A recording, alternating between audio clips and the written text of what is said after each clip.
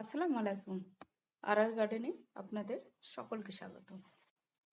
আজকে আমি এমন একটা ফুলের কথা বলবো যে ফুলটা শীতকালে আপনার অন্যান্য ফুল গাছ যেমন আমরা লাগাই চন্দ্রমল্লিকা, গোলাপ, ডায়ান্থিস, আরো অনেক শীতের যত ফুল হয় গাঁদা, তো সেই ফুলগুলোকে ছাড়িয়ে এই ফুলটা মানে দেখতে এতটাই সুন্দর হয়, যে কোনো গোলাপকে ফেল করে দেওয়ার মতো ফুল, এতটাই সুন্দর হয়। আর এই প্রজাতিটা তো ভীষণই সুন্দর।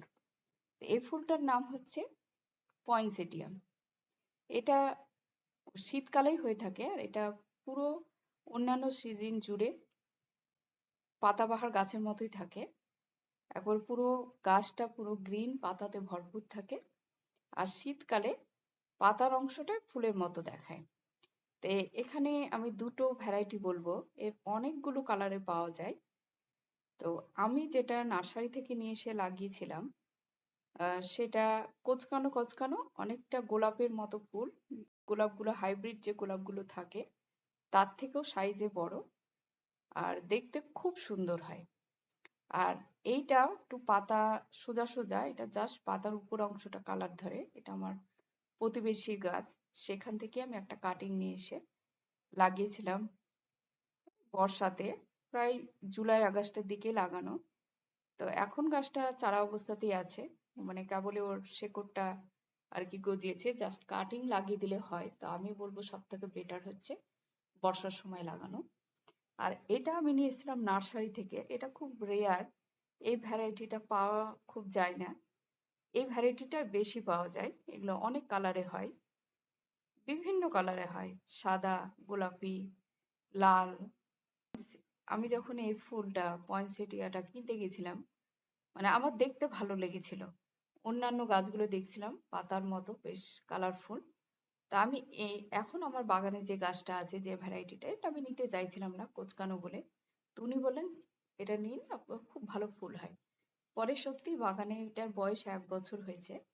আমি কাটিং করে দিয়েছিলাম বর্ষাকালে। তারপরে একটা ডালের আমি নিয়ে এসেছিলাম ফুলটা, তারপরে বেশ কিছু ডাল গজিয়েছে আর প্রত্যেকটা ডালেই কিন্তু বড় বড় ফুল এসেছে। তো এর বিশেষ তেমন কিছু পরিচর্যা লাগে না। আমি বড় জায়গাতে লাগিয়েছি, তো আমি সাজেস্ট করবো বড় জায়গায় লাগাবেন। তো বড় জায়গায় লাগালে কি প্রত্যেকটা ইয়ারে গাছটা আরো স্প্রেড করবে, যত কাটিং করে দিলাম আরো স্প্রেড করবে।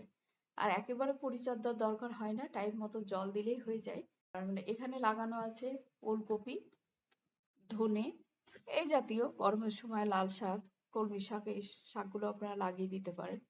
যে কোনো শাক, যে কোনো সবজি লাগিয়ে দিলে এই পটগুলোর মধ্যে ইজিলি হয়ে যায়। এখানে আমি চারা করেছিলাম, সেখানে কিছু বীজ ফেলে রেখেছি। তারা গাঁদারও বীজ ফেলে রেখেছি, কুমড়ো রেখেছিলাম একটা বীজ করতে। তো চারাগুলো হয়ে গেছে, আমি তুলে ফেলবো।